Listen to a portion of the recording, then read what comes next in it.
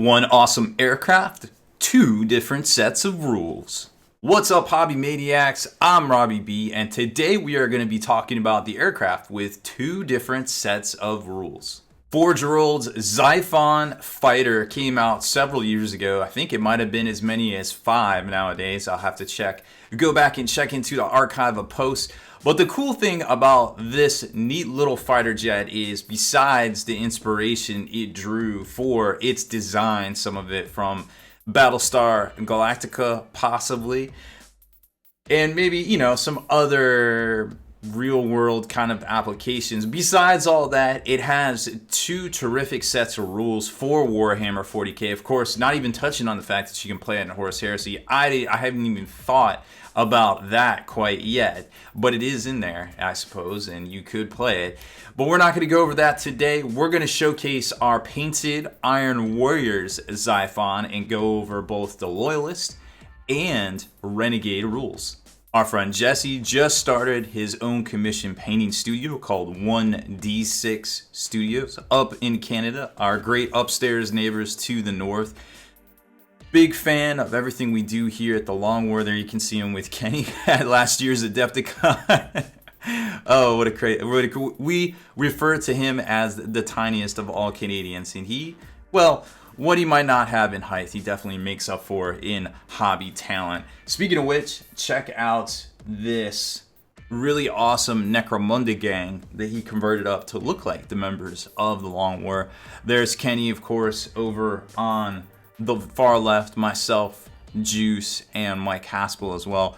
This lad definitely has talent. He hit me up, hey man, can you promote my studio? I said, well sure, why don't you paint something for me and I'll show the YouTubes. We came to an agreement, and that's how we got this little Xiphon fighter in our hot little hands. Speaking of Xiphon fighter, here it is in the paint flesh, so to speak. Amazing kit, like I said, it came out a little while ago, kind of relatively ahead of its time. As far as the design and everything goes, very, very cool. The canopy's actually not glued on, so that may fall off at some point, because I always like to have the canopies removed. I personally prefer my canopies painted. That way you don't have any unpainted features on the model. I don't generally like the flying stands not painted, so we got to prime that up and give it a good solid sealer, just so it doesn't chip off or anything like that. But yeah, I'm super stoked with this work right here. I gave them all the colors. I said, hey look, I need you to match my Iron Warriors. I don't have anything particular for you to paint, but I want you to paint up in my Iron Warrior scheme. I have all the paints. You're just gonna have to source them. I think I might have actually sent them an extra bottle. Turns out I have several bottles of this, so we're gonna go over that real quick. But it's a nice steely look that's it's not quite on the metal side. It's kind of like an in-between a non-metal and a metal itself. It's very cool. Reaper's paints, I think, are made with pearl, so it might even be a pearlescent. I'd have to look it up. Either way, I like the color scheme. I think it's very striking, and of course the yellow-brown right there on that paint scheme. But let's talk about the model. So the model itself, it's not very hard to put together. The front's a piece, the wings are pieces. This vertical stabilizer right here is a piece. The canopy's a piece. The last cannon slot in right there, and then underneath the missile rack is a piece itself, and the engines are all a piece. And I think you can put landing gear or these little inserts right here as well. I'd have to go back and look, but I think that's how it was, if I recall correctly. So neat little kit from Forge World. Now let's talk paint here, because I know a lot of folks, we actually did a tutorial on how to paint these chevrons. It's kind of in our older style, so it might not be quite as good, so to speak, as what we the content we put out now. So first, always remember, you're going to want to do a brown, work it up to a yellow, so that's a Reaper orange brown right there. And then either way, you can go a couple. It turns out a lot of different colors are very easy to duplicate, so you could use Averland Sunset or Vallejo Air Golden Yellow. Either one would definitely work, and then finish it off fading through to either Moon Yellow or Flash Gits Yellow on the side. Now, of course, you want to use some tape, and to tape it off, Tamaya has actually these neat little sets. And of course, I don't have one handy right here. I thought I did. Oh, here's one.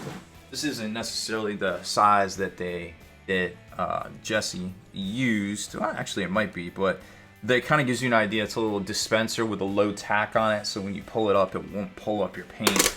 So look for those at your, model and or nearest hobby town. Of course, Amazon will have them as well. On the other side of paint, the whole steels, like I said, it's more of a pearlescent, and that's the Reaper Master Series paints right here, these Master Series MSPs. Not everybody carries these. They are a little bit harder to get, right? So it's very simple. It's just kind of worked up from black to black and steel, mixed with a little polished silver back on top. You can see the SKU numbers right there. I've literally used these paints for over 10 years to produce this kind of Iron Warnings warrior effect. And then I do all the cutbacks with, it used to be called Vallejo Black Gray, but now it's just called gray. But either way, it's 71047 is the SKU right there from Model Air. And that, for the most part, is the colors used here. Maybe a little accents. I actually don't know the reds that Jesse used on the canopy right there. But either way, I feel like it is very, very striking. I'm super impressed with this. Now, he has all his pricing and everything listed over on his site. I said, hey, if you had charged me for this, what are we talking? And he said, I think that was the $100 price point. So I'm not going to open up Facebook and show you Facebook because it turns out I get a lot of Facebook messages and that won't end well. But I will put his Facebook page in the comments below probably for you to check out, so you can link over and check out his pricing and maybe perhaps come to an arrangement for some commission painting of your own. But don't go anywhere quite yet. We're going to talk about the rules for the Xiphon next. The rules for the Xiphon are, well, both Xiphons for that matter, if you're not playing Horus Heresy, are in the Imperial Armor Indexes. Of course, you got the Forces of the Adeptus Astartes and the Forces of Chaos, right? So the Chaos Interceptor, the Xiphon for Loyalist is going to run you about 240 points. And of course, it has the chapter brackets keyword, which is pretty cool because, you might be able to gain some abilities here and there that affect vehicles. But remember, a lot of the chapter abilities only affect dreadnoughts, bikes, and infantry models. So be careful when you're, applying rules and such like that. Overall, it has really good movement, 20 to 50. It hits on 3s. It's strength 6, if you actually want to assault something, which sometimes isn't a bad idea, to shoot this thing up and actually assault something and hold it up that can't hurt it back. And then, just kind of fall back because you have fly, so whatever. It's just kind of like a neat little tactic that you can do, because shooting across the board 50 inches is hilarious. 2 attacks in combat, so I might actually kill something. Leadership 8, 3 up save. It's got 2 last cannons. Seems solid, right? We all know what a last cannon does at this point. And Xiphon missile battery, it's a little bit different for the Chaos version, but this one's heavy 3, strength 6, neg 2, 3 damage each, so it's pretty powerful. Anything that does 3 damage, remember, you got to take notice of. It's got the airborne special rule, the hard to hit special rule, the supersonic special rule. Nothing you wouldn't expect to see here. Crash and burn, of course. If it explodes, everything within 6 inches suffers D3 mortal wounds. But something that we haven't seen on a lot of different flyers is the terminal targeting rule, which means it doesn't suffer the penalty to hit for moving and firing heavy weapons, which is pretty neat because now you're pretty much hitting on 3s all the time unless you're trying to shoot another flyer. Oh, wait. When targeting units that can fly, add 1 to your hit rolls for this model. So this thing is a beast. Doesn't matter what it's shooting at, it's not getting the penalty to moving and firing heavy weapons. And if it is hunting down other aircraft, well, it's getting a +1 to that. So it's better, of course. It is an interceptor. That's, what fighter interceptor roles are. They hunt down other fighters. This thing is great at taking out other enemy aircraft, of course, right? Because you don't need a whole lot of guns and anything usually to take down an enemy aircraft. 11 wounds is pretty robust here. So, one-on-one, I think this thing's got the upper hand in most shooting engagements, of course.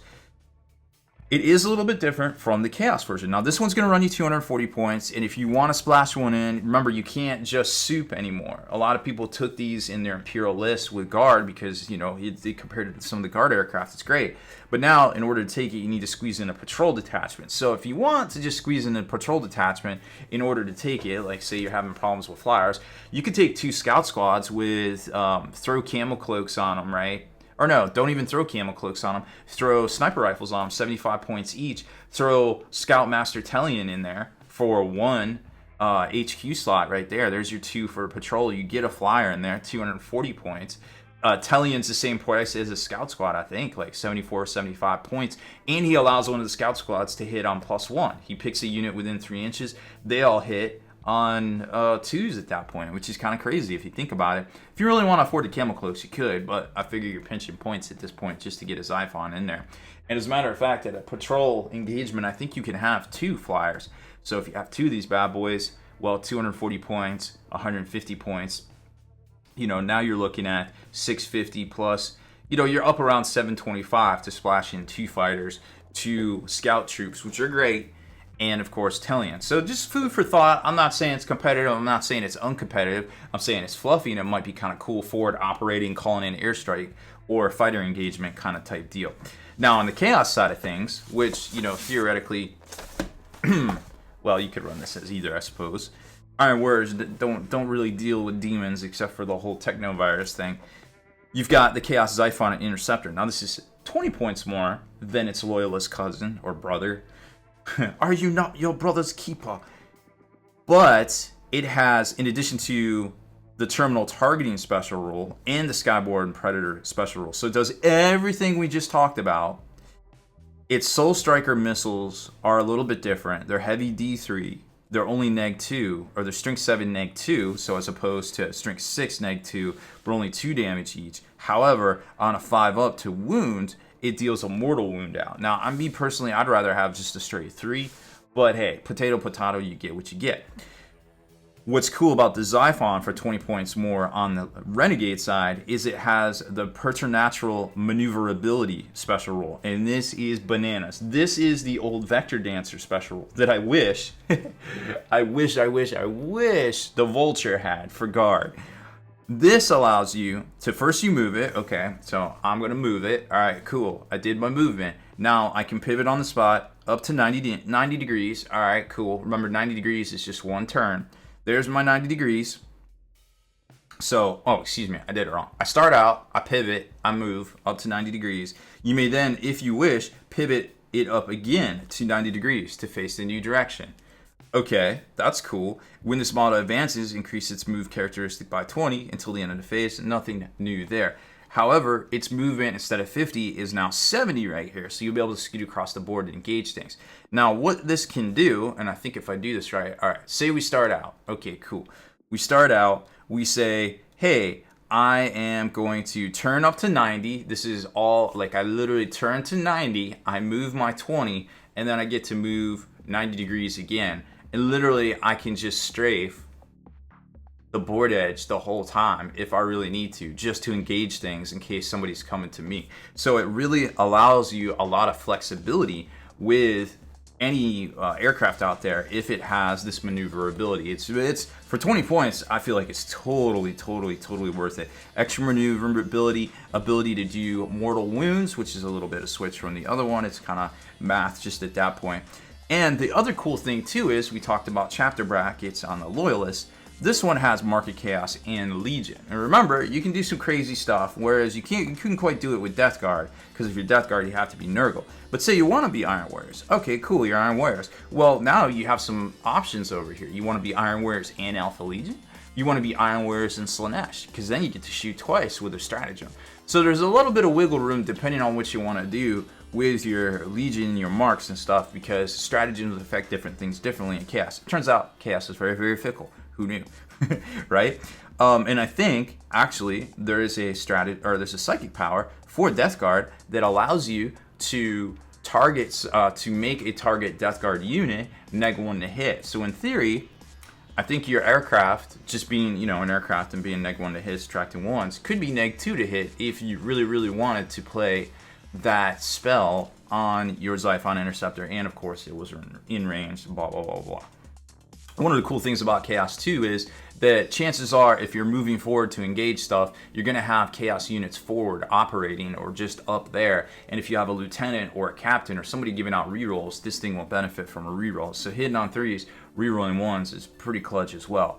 Whereas with Marines, they don't seem to be as much of the up-in-your-face kind of army quite that often anymore. But either way, just some food for thought. Again, not saying it's the most competitive way to play, not saying it's the best way to play. It's just, hey, this is some cool ways to play with your cool painted miniatures that you might want to get commission painting from 1D6 Studios, which, you know, now I'm like, oh crap, do I need 2 of these?